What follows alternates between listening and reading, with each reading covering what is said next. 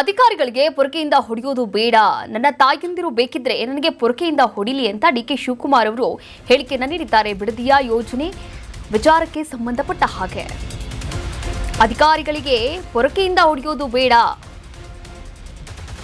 ನನ್ನ ತಾಯಂದಿರು ಬೇಕಿದ್ರೆ ನನಗೆ ಪೊರಕೆಯಿಂದ ಹೊಡಿಲಿ, ನಾನು ಪೊರಕೆ ಏಟನ್ನ ತಿನ್ನೋದಕ್ಕೆ ರೆಡಿ ಇದ್ದೀನಿ ಅಂತ ಬೆಂಗಳೂರಲ್ಲಿ ಪೊರಕೆ ಸೇವೆಗೆ ಸಿಎಂ ಡಿಕೆಶಿ ತೀವ್ರ ಬೇಸರವನ್ನ ಹೊರಗಾಕಿದ್ದಾರೆ. ಬಿಡದಿಯ ಟೌನ್ಶಿಪ್ ಯೋಜನೆ ಕುರಿತಂತೆ ಮೊನ್ನೆ ಅಷ್ಟೇ ನಡೆದಂತಹ ಈ ಸರ್ವೆ ವಿಚಾರಕ್ಕೆ ಸಂಬಂಧಪಟ್ಟಂತೆ ಅಲ್ಲಿನ ರೈತರು ತಮ್ಮ ಆಕ್ರೋಶವನ್ನ ಹೊರಗಾಕಿದ್ದು ಈ ಪೊರಕೆ ಸೇವೆಯ ಮೂಲಕ. ಹೀಗಾಗಿ ಇದೇ ವಿಚಾರಕ್ಕೆ ಸಂಬಂಧಪಟ್ಟ ಹಾಗೆ ಇವತ್ತು ಬೆಂಗಳೂರಲ್ಲಿ ಸಿಎಂ ಡಿಕೆ ಶಿವಕುಮಾರ್ ಅವರು ರಿಯಾಕ್ಟ್ ಮಾಡಿದ್ದಾರೆ. ನೋಡಿ, ಅಧಿಕಾರಿಗಳಿಗೆ ಪೊರಕೆಯಿಂದ ಹೊಡೆಯೋದು ಬೇಡ, ನನ್ನ ತಾಯಂದಿರು ಬೇಕಿದ್ರೆ ನನಗೂ ಹೊಡಿಲಿ, ಯಾಕಂದರೆ ಇದು ನನ್ನ ಕನಸಿನ ಯೋಜನೆ ಆಗಿದೆ. ಹೀಗಾಗಿ ನನಗೆ ಪೊರಕೆ ಏಟನ್ನು ಕೊಡಲಿ, ಪೊರಕೆ ಏಟ್ ತಿನ್ನೋದಕ್ಕೆ ನಾನು ರೆಡಿ ಇದ್ದೀನಿ ಅಂತ ಈ ಪೊರಕೆ ಸೇವೆ ಕುರಿತಂತೆ ಸಿಎಂ ಡಿಕೆ ಶಿವಕುಮಾರ್ ಅವರು ತೀವ್ರ ಬೇಸರವನ್ನು ಹೊರಗಾಕಿರುವಂಥದ್ದು ಬೆಂಗಳೂರಿನಲ್ಲಿ ಇವತ್ತು.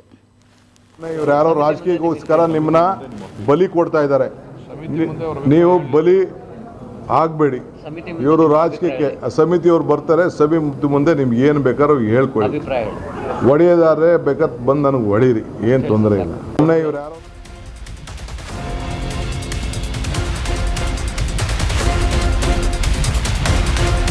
ನನ್ನನ್ನು ಜೈಲಿಗೆ ಕಳಿಸೋಕೆ ಪ್ರಯತ್ನ ಮಾಡುವ ಹುನ್ನಾರ ನಡೀತಾ ಇದೆ.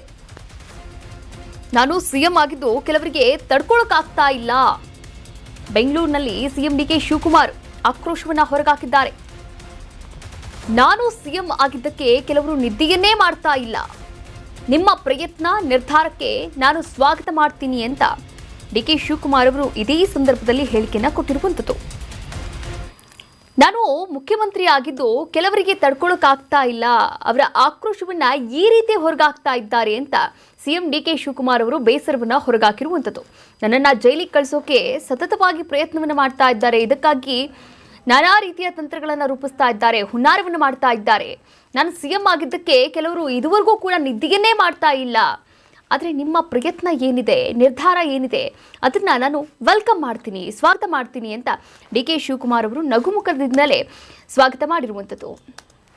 ನನ್ನ ಜೈಲಿಗೆ ಕಳಿಸ್ಬೇಕು, ಜೈಲಿಗೆ ಹೋಗೋದಕ್ಕೆ ಎಷ್ಟು ವರ್ಷಗಳಿಂದ ಸಂಚುಗಳು ನಡೀತು ಅನ್ನೋದು ಕೂಡ ನಾನು ಇನ್ನೊಂದು ದಿನ ನಿಮಗೆ ವಿವರಿಸಿ ನಾನು ತಿಳಿಸ್ತಾ ಇದ್ದೇನೆ. ಈಗೂ ಕೂಡ ಮಾಧ್ಯಮದಲ್ಲಿ ನಾನು ನೋಡ್ತಾ ಇದ್ದೆ, ಇವತ್ತು ಡಿಕೆಶಿ ಜೈಲಿಗೆ ಹೋಗುವ ದಿನ ಬಂದೇ ಬರ್ತದೆ ಅಂಥೇಳಿ ನಮ್ಮ ಕುಮಾರಣ್ಣವರು, HDK ಅಂದರೆ ಕುಮಾರಣ್ಣವರು, ಅವರು ಹೇಳಿದ್ದಾರೆ. ನಾನು ಸ್ವಾಗತ ಮಾಡ್ತೇನೆ. ನಿಮ್ಮ ಆಸೆಗೆ ಒಳ್ಳೆಯದಾಗಲಿ, ನಿಮ್ಮ ಹೋರಾಟ ಮುಂದುವರಿಲಿ. ಜೈಲೇನು ನನಗೇನು ವಸ್ತೇನಲ್ಲ. ತಾವು ಕೂಡ ಬಂದು ನನ್ನ ಜೈಲಲ್ಲಿ ಭಾಳ ಗೌರವದಿಂದ ನೋಡಿದ್ದೀರಿ. ತಾವೇನೇನು ಪ್ರಯತ್ನ ಮಾಡಿದ್ರಿ ಅನ್ನೋದು ಕೂಡ ನನಗೆ ಅರಿವಿದೆ. ಚನ್ನಪಟ್ಟಣದಲ್ಲಿ ಏನು ಮಾತಾಡಿದ್ರಿ ಅನ್ನೋದು ಕೂಡ ನನಗೆ ಅರಿವಿದೆ. ತಾವು ನನಗೆ ತೋರಿಸಿದಂಥ ಪ್ರೀತಿ, ವಿಶ್ವಾಸ, ಅಭಿಮಾನ ಏನು ವ್ಯಕ್ತಪಡಿಸ್ತಾ ಇದ್ರಲ್ಲ, ಇದಕ್ಕೆ ನನ್ನ ನಮನಗಳನ್ನು ಅರ್ಪಿಸಲಿಕ್ಕೆ ನಾನು ಬಯಸ್ತಾ ಇದ್ದೀನಿ. ಇನ್ನು ಬಿಡದಿಯ ಟೌನ್ಶಿಪ್ ಯೋಜನೆ ಬಗ್ಗೆ ಕೂಡ ಮಾತನಾಡಿದ್ರು. ಬಿಡದಿ ಟೌನ್ಶಿಪ್ ನನ್ನ ಕನಸಿನ ಯೋಜನೆ ಅಲ್ಲ ಅಂತ ಹೇಳಿದ್ದಾರೆ. ಬಿಡದಿಯ ಟೌನ್ಶಿಪ್ ನಿರ್ಮಾಣಕ್ಕೆ ಫೌಂಡೇಶನ್ ಹಾಕಿಲ್ಲ.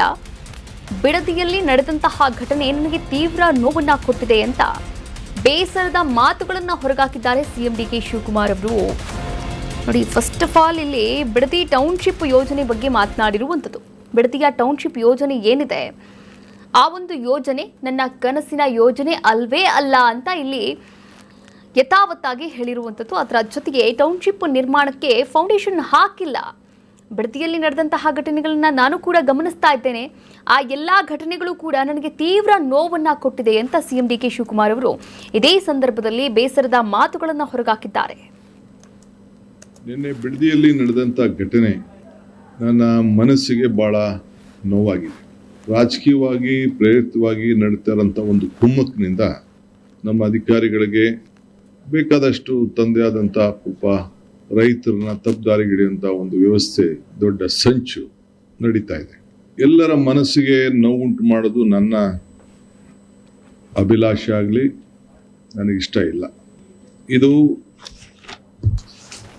ಈ ಯೋಜನೆ ನನ್ನ ಕನಸಿನ ಪ್ರಾಜೆಕ್ಟ್ ಅಲ್ಲ ಇದು.